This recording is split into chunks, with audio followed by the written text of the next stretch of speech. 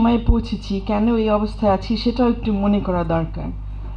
আমার পূর্ববর্তী বক্তা খোকন ভাই বললেন, আমাদেরকে স্মরণ করে দিলেন গত জুলাইয়ের ঘটনাগুলো সম্পর্কে, এবং আমি এই হলে ঢোকার আগে একজনের সাথে আলাপ করছিলাম, যিনি কথা বলছিলেন যে এখন যে পরিস্থিতি, যেটা সবুর ভাই বলে গেলেন, যে আমরা দেখছি অনেক ধরনের মামলা, ঢালাও মামলা, হয়রানিমূলক অনেক অবস্থা, কিন্তু যিনি আমার সাথে আলাপ করলেন ওনার মধ্যে আমি কিছুই শুনলাম না যে কেন এই পরিস্থিতি দাঁড়িয়েছে, কেন আমরা এই জায়গায় এসেছি, কি হয়েছিল গত বছর, এবং ওটার বিচার যে আজ পর্যন্ত হয়নি, এখন কবে শেষ হবে সেটা এখন পর্যন্ত অনেকে বুঝতে পারছে না। সেটা মনে হয় আমাদের আলোচনার মধ্যে নিয়ে আসাটা দরকার। কারণ একদিকে আমরা দেখছি যে হ্যাঁ, বিচারিক হয়রানি যেটা আমরা দেখে এসেছি অনেক বছর যাবৎ, সেটা এখন চলছে। কেউ কেউ বলবেন আরও গুরুতর অবস্থায়, কেউ বলবেন একই গতিতে চলছে। বিচারিক হয়রানি যে আমাদের দেশে একটি অত্যন্ত স্বাভাবিক ব্যাপার হয়ে উঠেছে বিভিন্ন সরকারের আমলে, সেটা আমার মনে হয় বাইরের জগৎ যাই মনে করুক না কেন, আমরা সবাই জানি যেটা হয়, এবং এটার সাক্ষী আমরা হয়েছি। যারা স্টেজে বসে আছেন প্রায় সকলে এই বিচারিক হয়রানির শিকারও হয়েছেন। কেউ কেউ জেলে গেছেন, কেউ কেউ তার ব্যবসা বাণিজ্যে পেশায় দেখেছেন বিভিন্নভাবে তার উপর হস্তক্ষেপ করা হচ্ছে, অনেকে স্বাধীনভাবে চলতে পারেন নাই, এবং যখন এখানে প্রায় সকলেই যারা আছেন, যখন তাদের সকলে, প্রায় সকলে না, আই থিঙ্ক বুরহান ভাই ছাড়া সকলেই যারা প্র্যাকটিসে, সবাই দেখেছেন তাদের মক্কেলের জন্য তারা ন্যায় বিচার দিতে পারেননি আমাদের আদালতে। তো এটা হলো আমাদের বাস্তবতা। এমন না যে আমরা কোনো স্বর্ণযুগ থেকে চলে এসে এখন আমরা অন্ধকারে ঢুকেছি। আমরা মোটামুটি অন্ধকারের মধ্যেই ছিলাম 50 বছর ধরে, বিভিন্ন সময় একটু কমেছে, একটু বেড়েছে।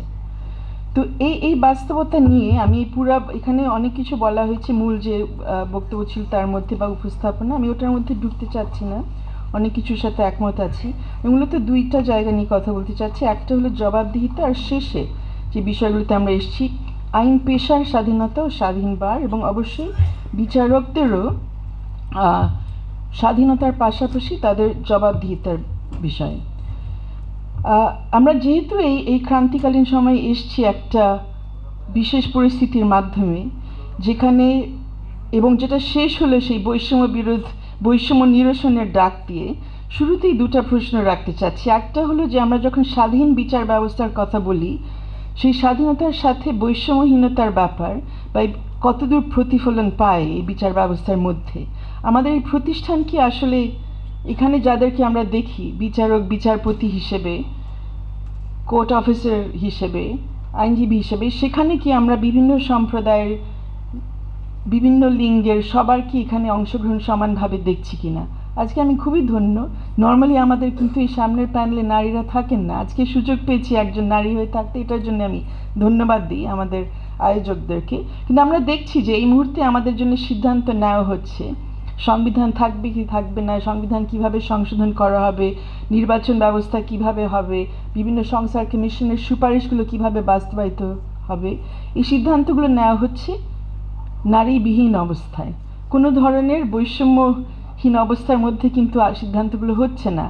একদল যথেষ্ট অধিকাংশই খুব সিনিয়র পুরুষ, মুসলমান, বাঙালি এই সিদ্ধান্তগুলো আমাদের জন্য নিচ্ছেন। তো যেই বাংলাদেশে আমরা আসলে, বাংলাদেশের সংবিধানে আমরা বৈষম্যহীন সমাজের স্বপ্ন দেখেছিলাম, যেটা গত বছরের জুলাই অগস্টে আমরা শুনেছি যে বৈষম্য নিরসনের জন্য আন্দোলন হচ্ছে, সেটার কতদূর প্রতিফলন আমরা আমাদের এই প্রতিষ্ঠানের মধ্যে দেখছি, এটা আমার জন্য খুব গুরুত্বপূর্ণ একটা প্রশ্ন যখন আমরা স্বাধীন বিচার ব্যবস্থা নিয়ে কথা বলি। দ্বিতীয় প্রশ্ন হচ্ছে যে আমাদের এই বিচার ব্যবস্থার সাথে যারা জড়িত আছেন তাদের আচার আচরণ, কাণ্ড কারখানা, এগুলো বৈষম্যমূলক কি না।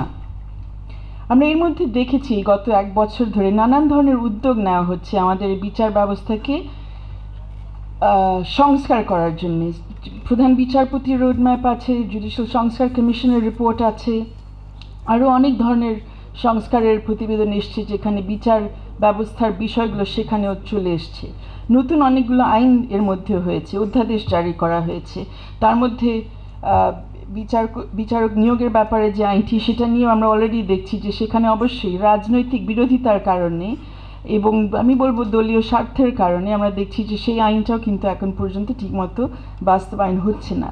অন্যান্য যে আইনগুলো হয়েছে, বিচার ব্যবস্থা যাতে স্বাধীনভাবে চলতে পারে, যাতে ন্যায় বিচার নিশ্চিত করতে পারে, যাতে মৌলিক অধিকার সংরক্ষণ করতে পারে, যেমন কিছুদিন আগে দেখেছেন ফৌজদারি আমাদের ক্রিমিনাল প্রসিডিওর কোডের যে সংশোধনটা হয়েছে, সেটা সংশোধন কাগজে কলমে ঠিকই হয়েছে, কিন্তু ওটার আগের দিন ওই আইন অধ্যাদেশ জারির আগের দিন পরের দিনে কিন্তু যে ব্যবস্থাগুলো দেখছেন ম্যাজিস্ট্রেট আদালতে, সেটাতে কিন্তু মনে হচ্ছে না যে কোনো সংশোধন তারা দেখেছেন বা তারা বুঝতে পেরেছেন। একই সাথে হ্যাঁ, আমি অবশ্যই স্বীকার করব যে এর মধ্যে আমরা কিছু পরিবর্তন দেখেছি। আগের আমলের যে ধরনের হয়রানিমূলক মামলাগুলো হয়েছে, অনেকগুলো এর মধ্যে প্রত্যাহার হয়েছে। অনেকগুলো হয়েছে আদেশের মাধ্যমে, সরকারি আদেশের মাধ্যমে নির্বাহী বিভাগের, আর অনেকগুলো হয়েছে আদালতের মাধ্যমে। কিন্তু যে কথাটা খোকন ভাই বলে গেলেন যে পরিবর্তনগুলো আমরা দেখছি পরবর্তীতে, মানে যে সময় অন্যায় সামনেই হচ্ছে, সেই অন্যায়টা দূর করার জন্য কত দূর আসলে আমাদের বিচার ব্যবস্থার সাথে যারা জড়িত আছেন, আইনজীবী হয়ে অথবা বিচারপতি হয়ে, তারা কত দূর কী করছেন সেটা নিয়ে আমাদের একটু হিসাবটা রাখা দরকার।